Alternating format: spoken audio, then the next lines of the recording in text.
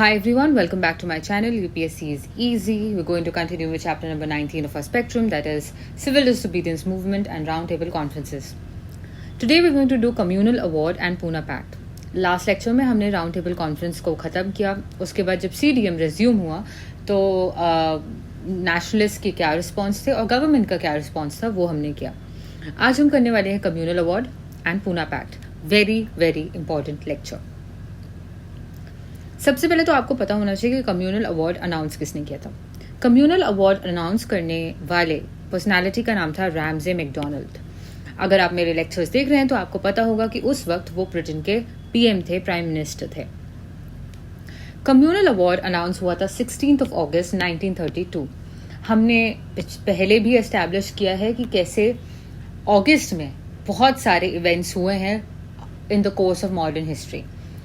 ये कोई positive event तो नहीं था, बट आप याद रख सकते हैं कि 16 अगस्त 1932 को कम्युनल अवार्ड अनाउंस हुआ था. ब्रिटेन के प्राइम मिनिस्टर रैमजे मैकडोनाल्ड ने इसे अनाउंस किया था. राइट. एक और बात जो आपको यहाँ पे याद रखनी है वो ये है कि ये अवार्ड अनाउंस हुआ था on the basis of findings of Indian franchise committee. मैंने आपको पिछले लेक्चर्स में बताया था कि 3 कमिटीज को बनाने की बात की गई थी, जिसमें से एक फ्रेंचाइज कमेटी थी. तो जो फ्रेंचाइज कमेटी की जो फाइंडिंग्स थी उसके बेसिस पे ये अवार्ड जो है वो अनाउंस हुआ था. इस फ्रेंचाइज कमेटी का नाम था Lothian committee. Okay. So communal award was announced by British Prime Minister Ramsay MacDonald on the 16th of August 1932 based on the findings of Indian Franchise Committee, which was the Lothian Committee. क्या बोला गया इसमें वो देख लेते हैं. सबसे पहले तो इसमें ये बोला गया कि सेपरेट इलेक्टोरेट दिया जाएगा एंड रिजर्व की जाएगी सीट्स फॉर माइनॉरिटीज. ठीक है. Separate electorate and reservation of seats for minorities. ये जो माइनॉरिटीज है it also included depressed classes. Okay. So 78 seats was reserved. 78 seats were reserved for depressed classes, and they were also considered as minorities, and separate electorate का provision उनके लिए लाया गया. Other जो लोग हैं जिनको minorities यहाँ पे consider करके उनके लिए लाया गया ये communal award, वो थे Europeans, Muslims, Sikhs, Indian Christians, Anglo Indians, depressed classes, Marathas in Bombay. ठीक है. बॉम्बे में मराठास के लिए, डिप्रेस्ड क्लासेस के लिए, एंग्लो इंडियंस के लिए, इंडियन क्रिश्चियंस के लिए, सिख्स के लिए, मुस्लिम्स के लिए, यूरोपियंस के लिए. सो बेसिकली INC का व्यू इसमें क्या था कि this was manifestation of divide and rule. ये तो क्लियर है. INC की इसमें असेसमेंट जो है वो एकदम क्लियर थी. जो ब्रिटेन था, जो ब्रिटिश पॉलिसीज थी वो डिवाइड एंड रूल की थी, dividing people on the basis of religion and caste etcetera. Right. The social status etcetera. Correct है.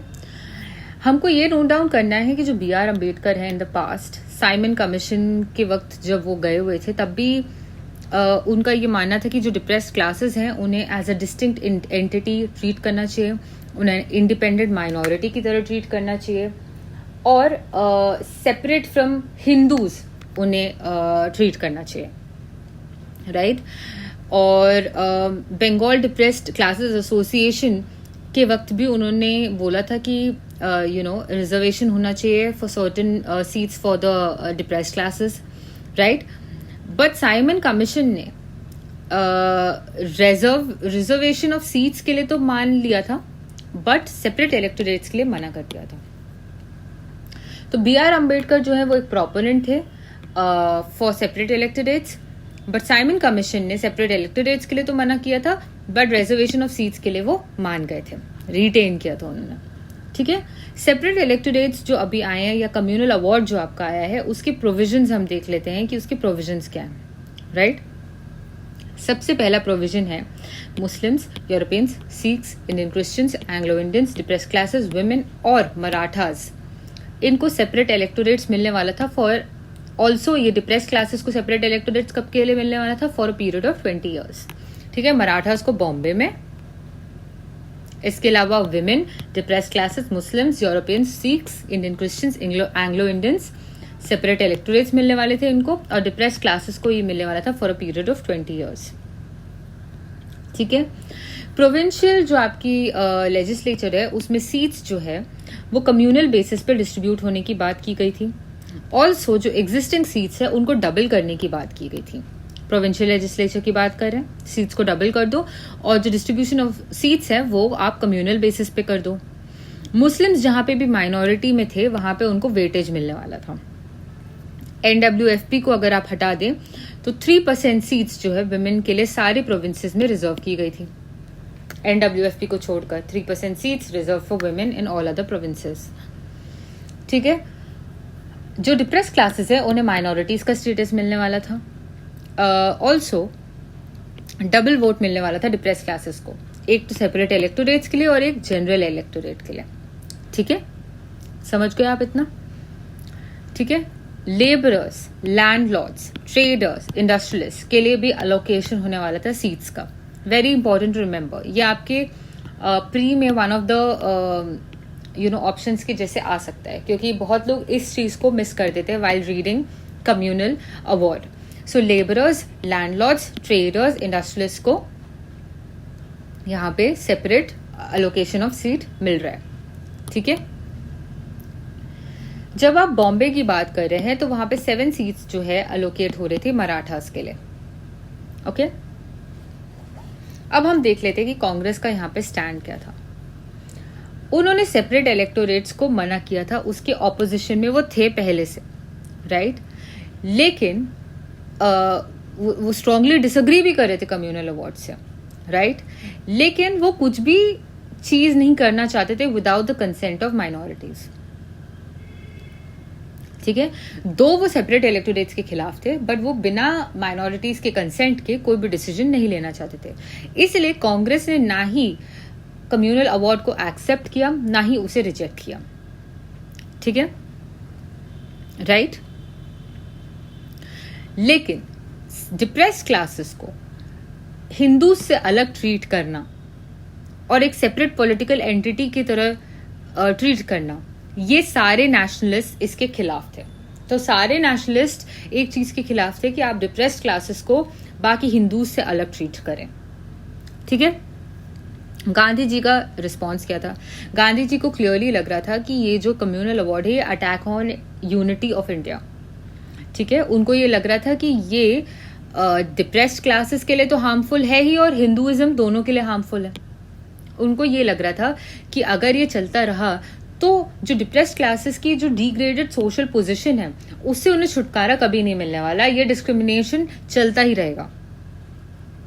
सेपरेट पॉलिटिकल एंटिटी के जैसे अगर डिप्रेस्ड क्लासेस को ट्रीट किया जाएगा तो फिर अबॉलिशन ऑफ अनटचेबिलिटी जो है वो कभी हो नहीं पाएगा, राइट।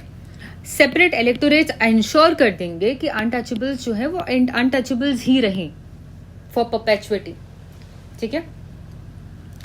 तो गांधी जी का रिस्पांस क्या था? गांधी जी ये सोच रहे थे कि अटैक है on unity of India, Hinduism और डिप्रेस्ड क्लासेस दोनों के खिलाफ है। सोशल जो डिग्रेडेड पोजीशन है वहां से आप उठा नहीं पाएंगे डिप्रेस्ड क्लासेस को once they are used as a political tool. Also जो अबॉलिशन ऑफ अनटचेबिलिटी वो कभी नहीं हो पाएगी, अनटचेबल्स ही रह जाएंगे अगर उनको as a political entity use किया गया तो, राइट।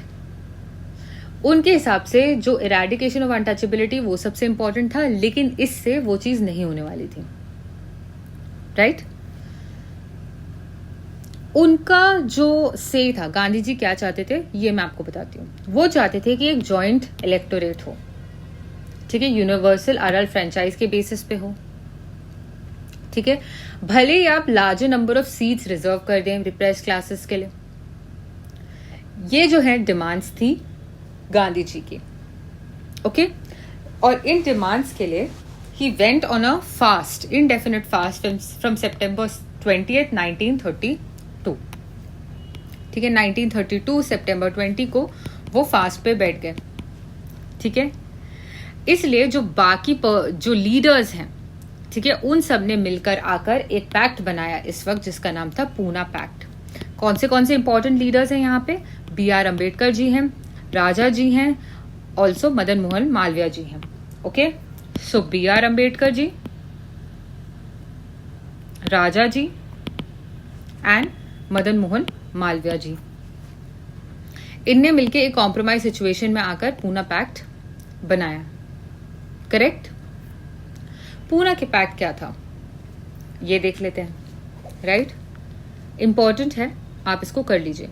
B.R. अम्बेडकर जो है on the behalf of depressed classes सितंबर 24, 1932 को उन्होंने पूना पैक्ट को एम्ब्रेस किया, जिसने अबैंडन किया the idea of separate electorates. तो सेपरेट इलेक्टोरेट्स के खिलाफ था पूना पैक्ट। राइट?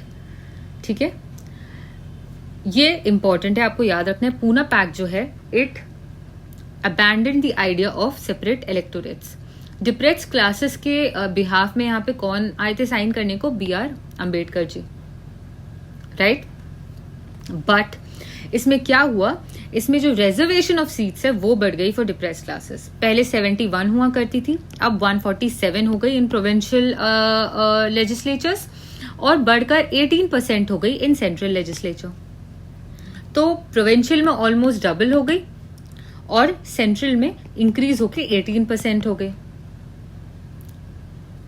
करेक्ट? सो पूना पैक्ट जो है वो एक्सेप्ट हो गया as an amendment to communal award. Right? और ये एक्सेप्ट हो गया है। इम्पैक्ट क्या था पूना पैक्ट का ऑन दलित्स? ठीक है, ये देख लेते हैं। उनको एक पॉलिटिकल टूल के जैसे यूज करने लगे। ठीक है, आप देखेंगे कि डिप्रेस्ड क्लासेस जो हैं इस वक्त अब लीडरलेस हो चुके हैं। उनके जो 2 रिप्रेजेंटेटिव्स हैं वो तो जीत ही नहीं पा रहे थे इलेक्शंस। राइट? क्योंकि जीत वो लोग पा रहे थे जिनको हिंदू ऑर्गेनाइजेशंस जो है सपोर्ट कर रही थी, क्योंकि सेपरेट इलेक्टोरेट्स नहीं है ना यहाँ पर। राइट? डिप्रेस्ड क्लासेस जो है उनको स्टेटस क्वो की तरफ सबमिट होना पड़ा, अपनी पॉलिटिकल आइडियोलॉजी को सबमिट करना पड़ा। राइट? तो एक तरीके से आप देख सकते हैं कि पूना पैक्ट जो है वो ऑब्स्ट्रक्शन क्रिएट कर रहा है इक्वालिटी, लिबर्टी, फ्रेटर्निटी, जस्टिस की तरफ। राइट? पॉलिटिकल टूल की तरह। ये एम नहीं था पूना पैक्ट का, but this is the by product, this is what happened, this is what was the side effect of it. ठीक है, पॉलिटिकल टूल की तरह यूज होना, लीडरलेस हो जाना, जो उनके एक्चुअल लीडर्स हैं उनका जीत ना पाना, जो मेजॉरिटी ऑर्गेनाइजेशन है वो जो उनको सपोर्ट कर रही थी उनका जीत जाना इन इलेक्शंस। राइट? तो ये जो है कुछ एक ऑब्स्ट्रक्शन क्रिएट हो गया फॉर उनकी इक्वालिटी नहीं आ पाई पूना पैक्ट की वजह से भी। Right? That is it, I will say. Joint electorate और उसका इम्पैक्ट देख लेते हैं एक बार डिप्रेस्ड क्लासेस की तरफ। Right? Working committee of all India schedule caste federation की अगर आप बात करें, GOI एक्ट ऑफ 1935 में जब जॉइंट इलेक्टोरेट्स हुए तो ट्रू रिप्रेजेंटेटिव्स जो है शेड्यूल कास्ट के पहुंच नहीं पाए। ये मानना था working committee of all India schedule caste federation का कि जब जॉइंट इलेक्टोरेट्स हुए 1935 में तो जो ट्रू रिप्रेजेंटेटिव्स हैं वो नहीं पहुंच पाए लेजिस्लेचर्स में ऑफ शेड्यूल कास्ट्स। ठीक है, मैंने आपको बोला ना कि अगर पॉलिटिकल टूल के जैसे अगर आप किसी भी कम्युनिटी को यूज करेंगे तो उनके ट्रू रिप्रेजेंटेटिव्स कभी भी लेजिस्लेचर में नहीं पहुंच सकते। Right? This is a given, please be open minded while reading this. Right? This is history. So Poona pact को अंबेडकर जी ने उसको साइन किया था, लेकिन उस साइन करने के बाद भी टिल 1947 वो उसको डिनाउंस करते रहे। तो आप समझ सकते हैं कि उनको भी समझ में आया कि ये जो पूना पैक्ट है वो बहुत ज्यादा फेवरेबल नहीं है for the depressed classes. Right?